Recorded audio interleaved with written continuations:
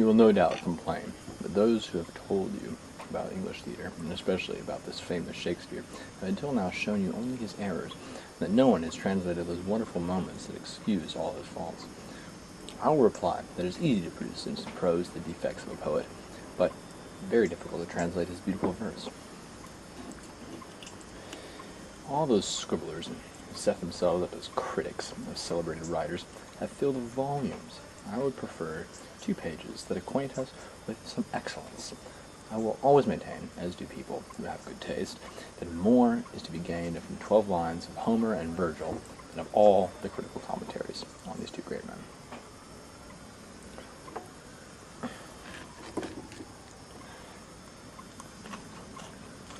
La critique de Voltaire. C'est dégueulasse, hein? Très moyen.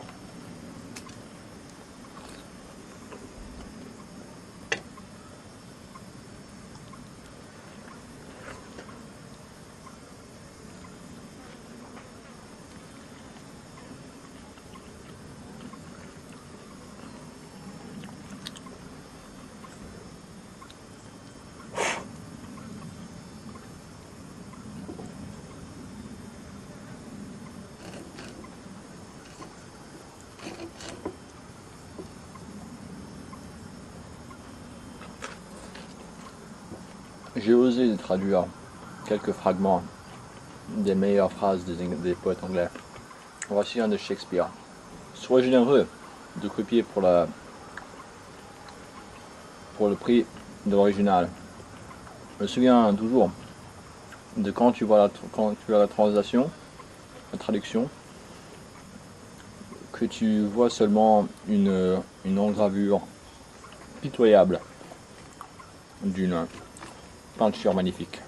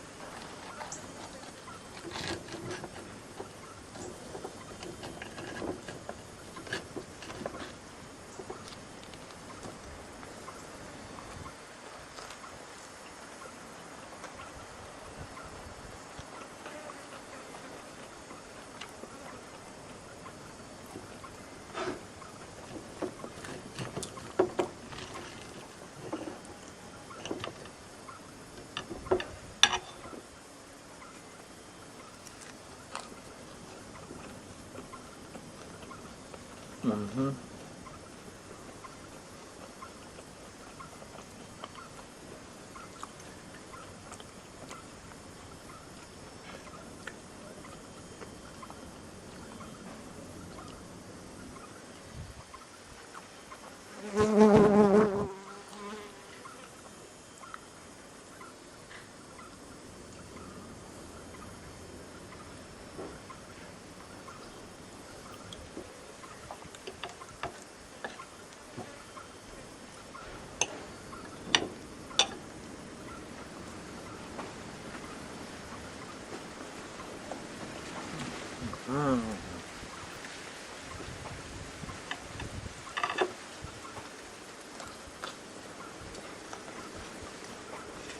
To be or not to be? That is the question. Whether 'tis nobler in the mind to suffer the slings and arrows of outrageous fortune, or to take up arms against a sea of troubles, and by opposing end them. To die, to sleep no more, and by sleep to stay, to say, we end the heartache, and 1,000 natural shocks, that flesh is heir to.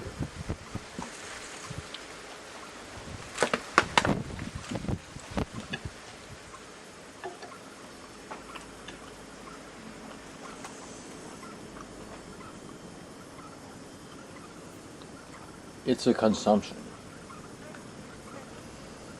It's a consummation, devoutly to be wished, to die, to sleep, perchance to dream. Aye, there's the rub.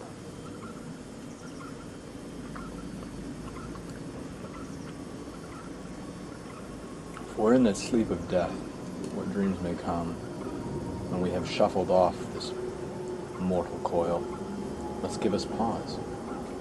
There's respect that makes calamity so long life.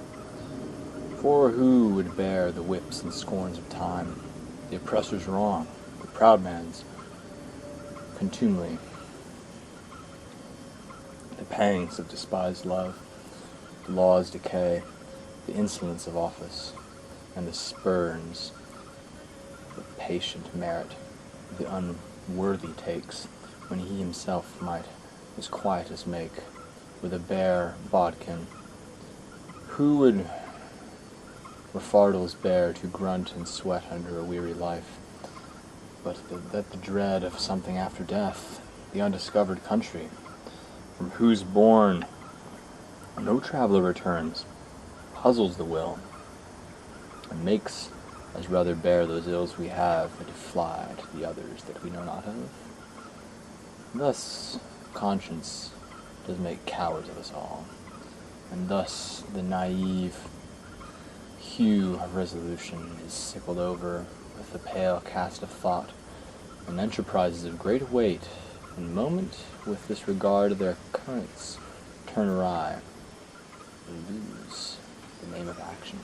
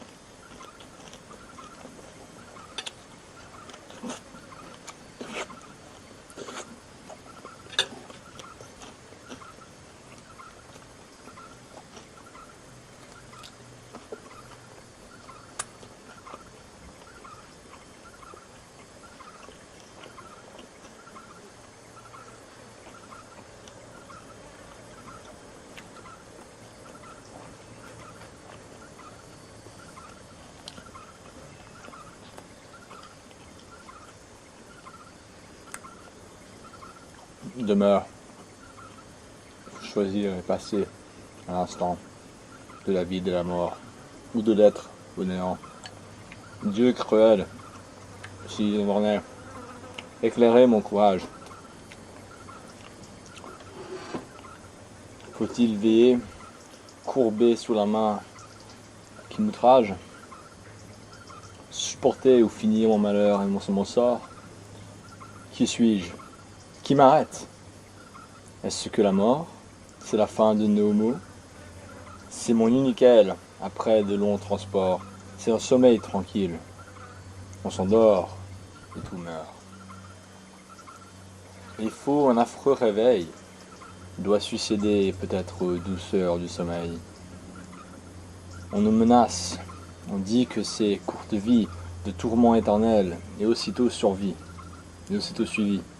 Ô mort, moment fatal, affreuse éternité, tout cœur à ton seul nom se glace épouvanté. Eh, qui pourra sans toi supporter cette vie? de nos prêtres menteurs, bénir l'hypocrisie d'une indigne maîtresse, en cesser les erreurs, ramper sous un ministre, adorer ses auteurs et montrer les langueurs de son âme abattue. À des amis ingrats qui détournent la vue, la mort serait trop douce en ces extrémités, mais le scrupule parle et nous crie « Arrêtez !» Il défend à nos mains cet heureux homicide, et d'un héros guerrier fait un chrétien timide.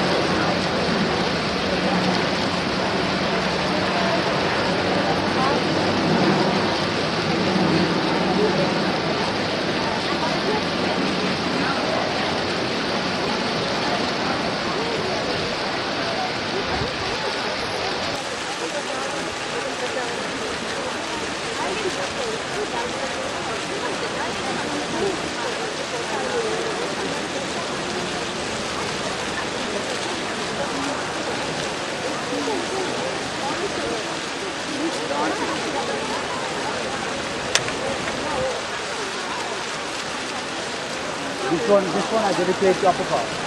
I dedicate this one to Upper Park. I dedicate this to Greenland.